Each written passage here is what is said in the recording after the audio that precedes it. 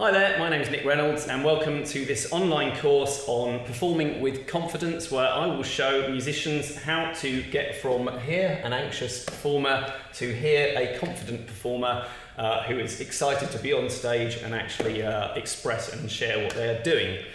This is no easy feat, and I know this very, very well because about 15 years ago I ended up suffering from chronic anxiety and stage fright and nearly had to give up music as a result of this. So having done a lot of research, I went to all sorts of different forms of therapy, I read lots of books on the subject, and I tried all sorts of different things out. This course really is the culmination of that experience, coupled with teaching hundreds of students now over 15 years how to handle anxiety. I've refined these materials as best I can down into 8 categories which we're going to look at, and that's what we're going to cover in this particular online course. Now, the first thing I want to talk about really is what is going on when musicians suffer from anxiety, and I want to use this finely drawn diagram to explain the situation. So the first thing is, you'll notice that we have 2 performers here and they are both in exactly the same space. It doesn't matter whether it's a stage or an outside festival or whatever form of music, but basically 2 performers that are performing to an audience, exactly the same audience as well, but there is a big difference. One of the performers couldn't be happier to be sharing their music with the crowd. They're not really anxious at all. They might feel slightly uneasy before they went on, but they were able to channel that unease into actually being all the more expressive. However, this person has got debilitating anxiety. In other words, this person's anxiety has taken control of them, and subsequently they are shaking, they are sweating, they are showing all of these symptoms of anxiety, and they will probably come off the stage and feel a sense of shame and wonder whether they're ever going to get over this. Now, if you relate to this, then this is exactly what I want to take you through, how to start dealing with this particular situation. Like I say, there are all sorts of techniques and strategies, and of course YouTube and books and online kind of resources are absolutely everywhere. So the thing that makes this course, I think, very interesting is that I have tried to refine the wealth of anxiety materials down into just a number of different tools that you can actually employ, because one of the problems with having this much stuff online is it's very difficult to discern what is useful and what is not, and all of the different options that you have. So the way I've refined it is into 8 categories, which we will go into, with techniques for each of those categories, so you never miss out on any particular aspect of dealing with musical performance anxiety. Now, we'll just go through this diagram here. This person here, who is very happy to perform, has got a sense of trust in their own ability. Possibly they've done the preparation and the practice, which is one of the most obvious things for dealing with anxiety. But they also, instead of thinking about themselves whilst they're actually performing, they think of it more as a sharing of their ability and all of the things that they've worked on. So their love for music is something that they actually want to share with other people, and as a result, the audience doesn't become a threat. It's actually a kind of circle of other people participating in the performance with them. They're also potentially comfortable with what I would call the grey area, which is they are comfortable with making mistakes. It does not have to be absolutely perfect. If they make a mistake, so long as they have done the best they can, then they are happy with their performance and they can go on and continue like that. And also they may see performing as an actual opportunity or a privilege or something that's a kind of honour to do for other people. So this is one side. Now, this person is having a completely different experience, because this person, everything is centred on themselves. This person is worried about the judgment of this crowd. This person is worried about any odd or bored look from any of the people in the audience. If someone doesn't clap, possibly they're kind of nervous that they've done something wrong. There's a whole series of what we call what-ifs. What if it goes wrong? What if the strings break on the guitar? What if they forget their words? All of these different kind of possibilities that are all part of the anxiety cycle. There is a sense of unease, both physically and mentally. And one of the key words about anxiety, which is they feel uncertain about everything, possibly because they're anxious. This is a very common thing. They haven't practiced well because they procrastinate, which is another form of anxiety. They hold off from practicing, and subsequently they're not actually as well prepared as they could be. That is not the be end and end all, of course. The preparation is just one aspect of dealing with anxiety. But we have two different people in the same scenario, and all we have here really is one important thing, and that is a completely different interpretation of events from each of these two people. Now, you can go from this to this, but there is a certain amount of re-education that you have to do for your body and your mind around music, and that's what we're going to go through on this online course. Right, so the first thing that we want to look at is what is anxiety. If you look up online what is anxiety, you will find a whole series of buzzwords and theories and psychological and psychiatric sort of definitions for this particular phenomena.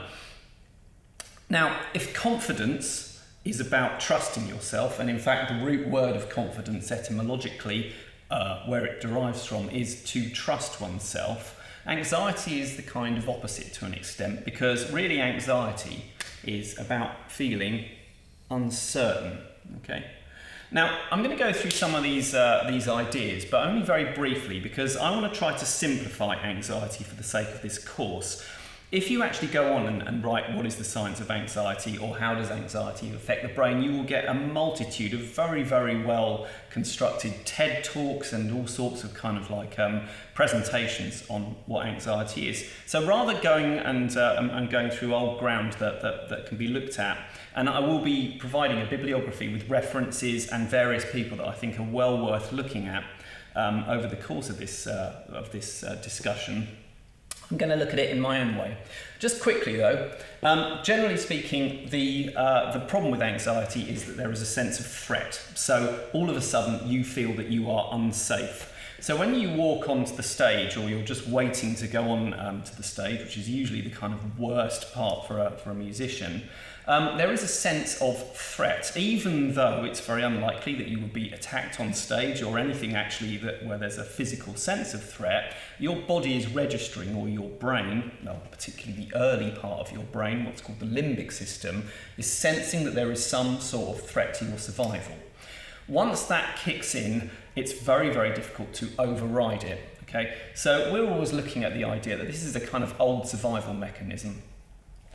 There are various things that we can think about. Number one, we've got something called the autonomic nervous system that kicks in basically and goes into what we call fight, flight and freeze, which I'm sure everyone has heard of, alongside what we call fawn, which is the fourth term in this. So fight really is the idea that if something was coming at us from our ancient past and we had to kind of survive, then we would go into a kind of fight mode, and as a result of that, of course, adrenaline kicks in, all right? And adrenaline floods out of all of our extremities, like our fingers or our kind of voices, and all of the things that we need as performers, and goes right into the main muscle groups, ready to kind of run or actually fight.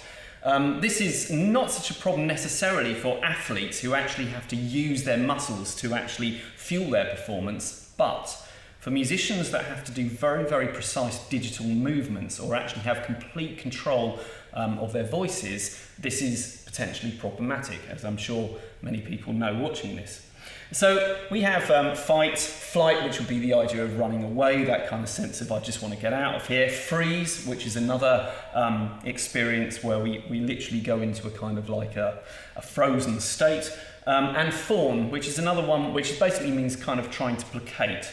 But this is what the autonomic nervous system does. Eventually, what we call the parasympathetic nervous system will kick into play, but only when the body and what we call the vagus nerve which is the longest nerve that runs right through the body, has felt a sense that they are safe again, you are safe again, and then this parasympathetic nervous system comes into play, which is rest and digest, which is where you will start to feel settled again. But often this can be after the performance, which isn't really much good.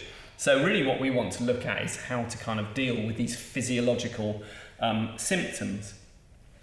Anxiety itself is an interesting one, because actually anxiety is the fear of what's about to happen. So it's actually what we call a future-paced emotion. And a lot of people now call anxiety actually an emotion to distinguish it from other kind of forms of neurophysiological responses. So really it's in the mind. The mind plays out what would happen if, what could happen, what's the worst case scenario. And then the brain starts imagining these things, and of course the physiological response of shaking and nerves and sweating and all the rest of it start coming into play automatically. And it's very, very difficult to fight this because you are dealing with a survival mechanism of your ancient brain. It's not something where you can just say, this is just a performance, it doesn't really matter. Because this part of the brain is not necessarily responding instantly to language patterns. So we've also got this little kind of tie-up of different terms that often are interchangeable. We've got worry, stress, anxiety and fear. And again, we don't need to worry too much about these terms. In effect, worry is really to do with anxiety in the brain. It's the brain kind of thinking and overthinking. Stress is actually more to do with the physiological, the physical side of it. Anxiety sits really within the middle of these. And the fear response is if something comes right at you that is genuinely a threat, then your body goes instantly into that. And that is that kind of instant in the present fear response. But again, all of these things which could be studied and looked at in immense detail really boil down to one thing, and this is all I'm interested in for the sake of this course. Anxiety is this kind of thing that occurs that to me feels like a kind of scribbling kind of sense of unease. And we'll talk about how this happens, but it eventually can kind of permeate in your head and it can permeate your stomach, and some people feel it in their chest, and it creates this kind of, this shaky feeling. But anxiety really is this kind of sense of unease that creates a physiological response. And that physiological response, because we are trying to do something expressive and quite complex as musicians, is very unhelpful and is not really an appropriate response. And this is what we want to look at. Now, the key takeaway that you need from this is that somewhere down the line, whether consciously or unconsciously, you are doing this to yourself. You may not want to be doing it to yourself, but somewhere down the line, it is you that is interpreting the events as a threat. Subsequently, there is a way of re-going through this and not seeing the event as a threat. And this is what, again, I want to do with these 8 different categories that we're going to look at about how to rethink and reframe the concept of anxiety and how to deal with it. So what I'm going to look at now is the actual structure of the course to show you what we're actually going to do. And the idea here is that there are 8 things that we need to be aware of. And when we have these different techniques, like a breathing technique here, or a particular way of thinking, or a kind of CBT question like cognitive behavioural therapy, or any of these different techniques, they're not always explained in terms of the framework or the kind of the flow of what's actually going on in terms of the order of what we need to look at. So it might be that someone says, when you go on stage as a musician, just take a deep breath, get out there and just do it. When you come out there, take a deep breath and you're still as nervous as you were. And it may be that the deep breath would have worked absolutely fine, but there is something missing in one of these categories that you haven't thought about. So what I'm going to do is to take you through each of these. I'm going to show you techniques for each of the different categories. You can actually then also create your own personal toolbox, because it may be that certain techniques that you already know of will fit into one of these other categories. So this is more of an open framework that you can actually use yourself and interpret in the way you want to, filling in some of these kind of different categories with your own systems. But I'm going to at least suggest certain ideas myself just to help you out. Now, just to quickly take you through this, first of all, we want to actually build up an awareness of anxiety, but also our relationship to anxiety at the moment. When I became really anxious, for me it felt like this. It felt like a great big kind of thing that had sort of come over me that I had absolutely no idea how to deal with. And every single time I went to perform, it got worse and worse, and it felt like this almost like the sword of Damocles hanging over me every single time I performed. Now, what I've discovered is if you shine, and this is supposed to be a torch, a light on anxiety, okay, you might find that it's actually something that you can not necessarily become friends with, but certainly work as a partner with. And this is where I want to go with this whole thing. We are not trying to exclude or get rid of anxiety at all. It's an incredibly useful emotion that helps us survive and actually keeps us safe. But at the same time, when it's hampering performance, obviously at that point, we need to do something where we're working with it and using it. So this is really what we're thinking about. First of all, I want to look at how we actually consider anxiety, how we experience anxiety. Where do you actually get anxious? Because there's all sorts of different scenarios that we could look at where you might find certain ones you don't get anxious, other ones you get very anxious, and we want to look at why that is. The second thing is really looking at your beliefs and rules and values around music in the first place. And this is a very important one. This is almost like at the root of dealing with anxiety, because if you don't really understand this side of it, a lot of these turn into what we call symptom chasing. In other words, just trying to breathe, for example, in a particular way isn't going to help if your mind has already got a whole series of rules that every single time you break them in a performance, it causes a kind of catastrophe in your mind. So that's why we're going to look then at physiology, okay, what we call somatic disciplines, and how to control your body to help you with anxiety. And in this instance, we're talking about here the body leading the mind, all right? Whereas we're also then looking at the next category, psychology, where we're now looking in the other way, where the mind leads the body. And actually, to me, the two kind of interact. Sometimes the body does lead the mind, sometimes the mind does lead the body. And this is one of the things I want to explore with the techniques we'll look at. Then the essential one, a lot of things on how to deal with musical performance anxiety will often focus on just practice really well and make sure you're well prepared, and that will eliminate the anxiety.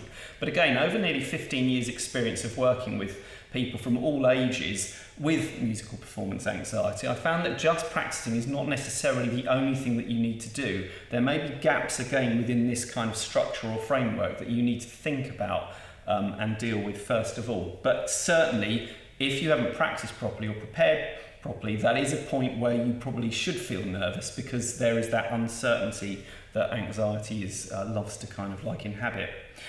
6, I want to look at how you actually handle criticism, and I want to look at what we call internal criticism and then external criticism, and look at how we discern between what's good criticism and what is what we call potentially, I'm going to call it toxic criticism, criticism that doesn't really justify itself and can really eat away at people. 7, I want to look at how you actually get into that performance flow state, what some people might call the zone, what we could also call the flow state itself, some people call it the space. How do we actually access that perfect performance state? And then finally, I want to look at number 8, putting it all together in a practical way, and actually think about how we can start using some of these skills, but rather than leaping straight into a really hard, nerve-wracking performance, how we can build that up level by level so we start feeling really confident about what we're doing. So that is the framework that we're going to be following, and we will start with awareness.